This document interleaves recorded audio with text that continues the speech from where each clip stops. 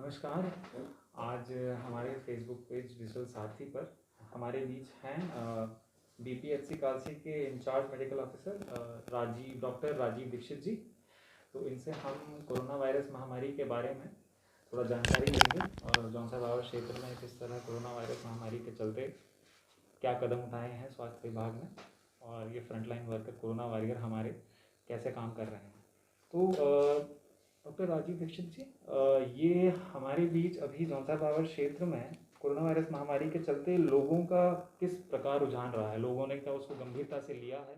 देखिए, आप लोग जानते हैं कि आदिवासी क्षेत्र भी है, नोटिफाइड ट्राइबल एरिया है। उस तो मैं एक्सपेक्टेशन नहीं था कि इतना ज़्यादा लोग तवज्जो देंगे सरकार के निर्णय को, बट जो है यहाँ पे बहुत अच्छा से लोग जो है इसको फॉलो कर रहे हैं और ये बड़े खुशी की बात कह लीजिए या जो कह लीजिए, लोग समझ रहे हैं कि सबका स्वास्थ्य बहुत इम्पोर्टेंट विषय है और लोगों की तरफ से कोई शिकायत नहीं है। मुझे कुछ मामलों को छोड़ के लोग बहुत अच्छी तरह से जो है इसका पालन कर रहे हैं। जो लोग क्वारंटाइन में हैं, होम क्वारंटाइन में, वो लोग भी, और जो लोग नहीं हैं, लॉकडाउन का जो पद्धति है उसके हिसाब से वो लॉकडाउन का भी पालन कर रहे हैं। अच्छा सर, जैसे आपने बताया कि लोग पालन कर रहे हैं क्वारंटाइन का और आइसोलेशन के बारे में आपने जिक्र करा, तो ये क्वारंटाइन और आइसोलेशन इसका मतलब क्या होता है? वैसे आप थोड़ा समझा सकते हैं हमारे? बेसिकली जो है दो शब्द होते हैं, एक आइसोलेशन होता है और एक जो है क्वारंटाइन होता है। इसमें जो है दोनों में ही तात्पर्य यह है कि आपको अलग करके रखना होता है। बट क्वारंटाइन जो शब्द है वो उन लोगों के लिए होता है कि जो लोगों को किसी प्रकार का इन्फेक्शन नहीं होता है, जिसका जो है डर से उनको क्वारंटाइन किया जा रहा है, उनको अलग किया जा रहा है दूसरे लोगों से। उन लोगों को जो है ऐसे कोई सिम्टम नहीं होते, उस बीमारी के लक्षण नहीं होते हैं, तो उनको जब जो है बिना लक्षण वाले लोगों को, बीमारी के बिना लक्षण वाले लोगों को अगर जो है हम अलग अलहदा करके रखते हैं, एकांतवास देते हैं, तो उसको जो है क्वारंटाइन कहते हैं। बट जो है अगर लक्षण है, आपको स्पष्ट क्लिनिकली आपको कंफर्म हो रहा है कि जो है हाँ ये सस्पेक्ट हो सकता है, इसमें जो है जैसे आज के संदर्भ में कोविड-19 डिजीज़ के बारे में जो है अगर जो है आप ये सोचते हैं कि इसमें इस तरह के लक्षण हैं, तो जो भारत सरकार के गाइडलाइन के हिसाब से है, स्वास्थ्य मंत्रालय के, तो अगर उस तरह के लक्षण हैं तो आप उसको अगर जो है अलहदा करते हैं दूसरे लोगों से, उसको एकांत में रखते हैं, तो वो उस व्यक्ति को जो है अस्पताल में आइसोलेट करना पड़ेगा। या जो है अगर मास लेवल पे होता है तो ऐसी फैसिलिटी बनानी पड़ेगी जहां आम जनता ना जाती हो, तो वहां पर जो है। सर, जैसे जौनसा पावर क्षेत्र में अभी बीच में कुछ 52 लोग आए हैं प्रयागराज से, तो उन लोगों को किस तरीके से क्वारंटाइन किया गया है और उसके द्वारा आप थोड़ा क्वारंटाइन का अगर बता सकेंगे, किस तरीके से क्वारंटाइन को फॉलो करना है आगे कुछ दिनों में, किस तरीके से अनुपालन क्या करना है उन लोगों को? कल दिनांक 28 तारीख को जो है करीब 52 लोग जो है इलाहाबाद से, प्रयागराज से जो है हमारे इलाके के बच्चे हैं जो वहाँ पर रहकर तैयारी एग्ज़ाम की करते थे, उनको माननीय मुख्यमंत्री जी की मदद से और हमारे क्षेत्रीय विधायक गण और जिला पंचायत अध्यक्षा की मदद से जो है उनको इलाके में वापस लाया गया है, क्योंकि वो उत्तर प्रदेश दूसरे राज्य से यहाँ पर आए हैं और जो है कई ज़िले उन्होंने क्रॉस किए हैं, और उसके अलावा जो है हमारे यहाँ भी जो है हरिद्वार ज़िला क्रॉस करके वो हमारे ज़िले देहरादून में प्रवेश हुए हैं, और उसके बाद जो है हमारे जौनसार बावर में आए हैं। तो ऐसे लोगों का जो है, अब वो जब हमें खबर लगी कि इस तरह से आ रहा है फ्लीट जो है, तो फिर उनकी जो है हमने सघन जांच की जो है कोविड के संदर्भ में, और ये बड़े अच्छी बात है कि उनमें से कोई भी जो है व्यक्ति क्लिनिकली जो है प्रूवन नहीं है कोविड इन्फेक्शन से। तो पर क्योंकि जो है वो लोग आए हैं बाहर से, वो ऐसे इलाके से आए हैं, तो इस केस में भी जो है हम इनको हमें जो है अलग करके रखना पड़ेगा, परिवारजनों से भी और दूसरे सामान्य नागरिकों से भी। तो इनको जो है क्वारंटीन करा जाएगा। तो उनको हमने 52 लोगों को क्वारंटीन किया है। उसमें कुछ लोग जो है उत्तर काशी डिस्ट्रिक्ट के भी हैं, कुछ लोग चकराता ब्लॉक के भी हैं। तो जिनको जहाँ जहाँ जाना था वहाँ पर उनको भेज दिया गया है। उनको होम क्वारंटीन जो है अभी 14 दिन का एक्टिव किया गया है, और 14 दिन का अगर कोई सिम्टम नहीं रहेगा तो फिर पैसिव क्वारंटीन में रहेंगे वो लोग अपने घर में। मतलब क्या हुआ सर? एक्टिव क्वारंटीन ये रहता है कि इंक्यूबेशन पीरियड के हिसाब से अगर जो है किसी भी बीमारी को देखा जाए और यहाँ संदर्भ कोविड से है, तो जो है जो कोविड का एक्टिव क्वारंटीन वो 14 दिन का है। अगर जो भी सिम्टम आना होगा तो 14 दिन में हम सोचते हैं कि आ ही जाएगा। सिम्टम तभी आएगा जब वायरल लोड बढ़ा होता है। वायरल लोड जो है 14 दिन में ऐसा अनुमान लगाया जाता है कि हो जाएगा, जो है बढ़ के आएगा। अगर वो नहीं भी होता है तब भी जो है हम उसको फिर पैसिव क्वारंटीन में नेक्स्ट 14 दिन के लिए डालते हैं, और उसमें जो है उनको वो लोग अपने परिवारजनों से तो मिल सकते हैं पैसिव क्वारंटीन में, बट जो है अपने घर के बाहर नहीं जा सकते हैं। मतलब परिवारजनों के अलावा जो है और किसी से नहीं मिलना होता, समाज में नहीं जाना होता है इसमें जो है, तो उसको पैसिव क्वारंटीन बोलते हैं।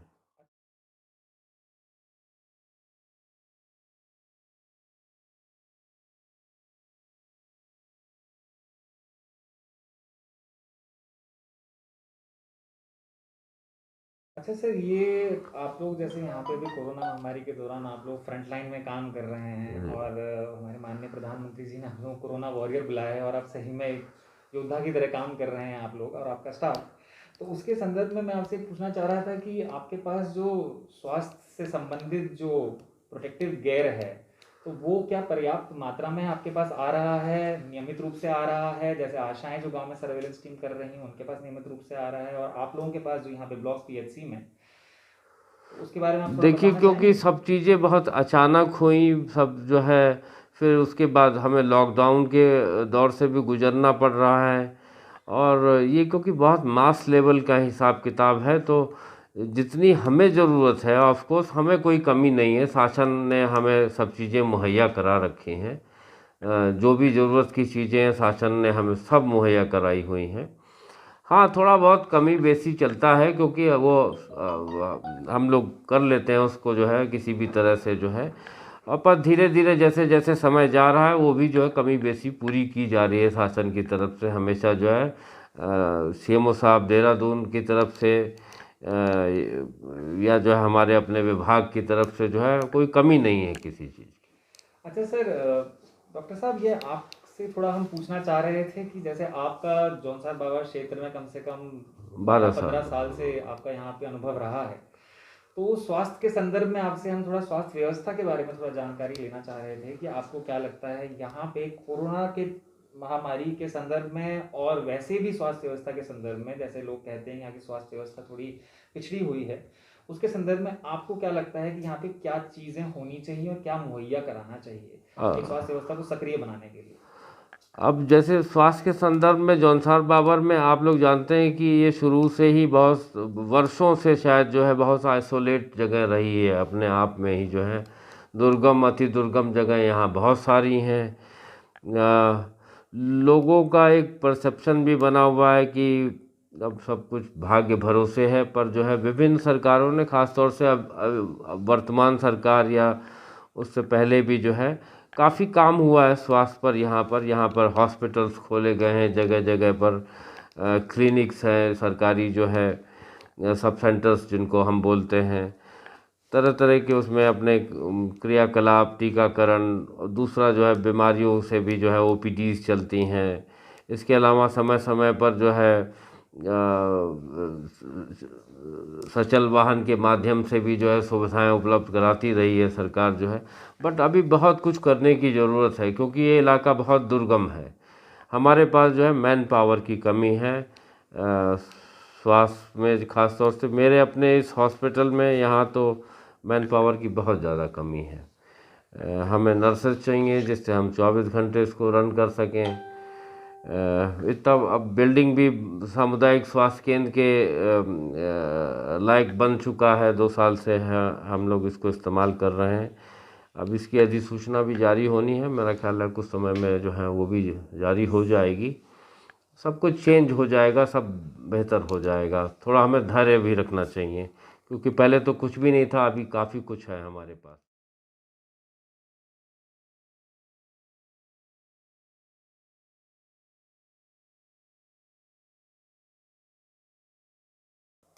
सर थोड़ा इसी संदर्भ में आप थोड़ा अगर ये ब्लॉक पीएचसी कालसी के बारे में थोड़ा बताना चाहेंगे हमारे व्यूअर्स को कि ब्लॉक पीएचसी के बारे में ब्लॉक उसकी पीएचसी जो है यहाँ की सबसे बड़ी यूनिट है कालसी ब्लॉक की चिकित्सा के क्षेत्र में, और ये रेफरल सेंटर भी है।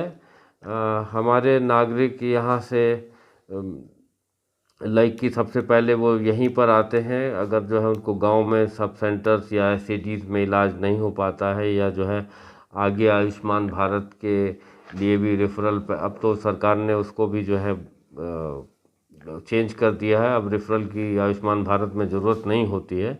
बट जो है पहले से जो है ये एक रेफरल सेंटर भी है, काफ़ी कुछ यहाँ भी किया जा सकता है, और लोग लाभ भी लेते हैं। अच्छा खासा ओपीडी होता है यहाँ, 100-120 लोग रोज़ाना आते हैं। यहाँ लैब का भी, जांच का भी सुविधा है। यहाँ टीबी सेंटर है, जहाँ पर टीबी के लोगों का भी जांच और इलाज होता है। इसके अलावा टीकाकरण के लिए ये ब्लॉक का डिपो है, वैक्सीन यहीं से डिस्ट्रीब्यूशन होती है पूरे इलाके में। स्वास्थ्य का जो एडमिनिस्ट्रेशन है वो सारा कुछ यहीं से जो है पूरे ब्लॉक का जो है होता है।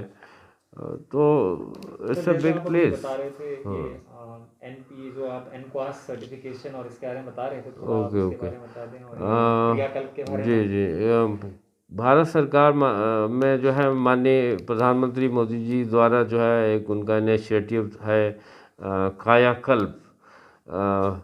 कायाकल्प जो है हॉस्पिटल्स, सरकारी हॉस्पिटल्स का जैसे एक परसेप्शन है लोगों के दिमाग में कि बहुत ख़राब होता है, और इस सब जो है सोच है लोगों की, तो उसको हटाने के लिए माननीय प्रधानमंत्री जी ने जो है कायाकल्प प्रोग्राम जो है लॉन्च किया, और उसके तहत पिछले वर्ष 2019-20 में जो है हम लोग पहले नंबर पर थे, और हमने कायाकल्प अवार्ड जीता। इस बार भी शायद मुझे लगता है कि हम ही हों।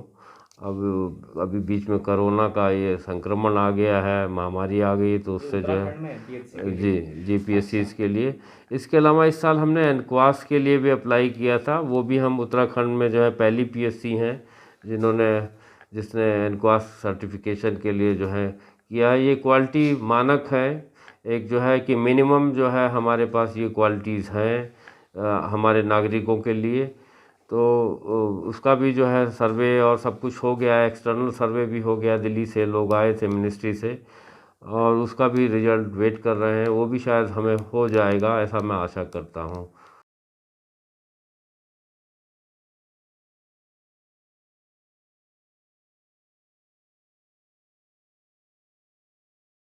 आप कुछ हमारे आम नागरिकों को, जौनसाधार क्षेत्र के आम नागरिकों के लिए कोई अपील, कोई मैसेज या क्या कुछ कोरोना मेरी महामारी के चलते?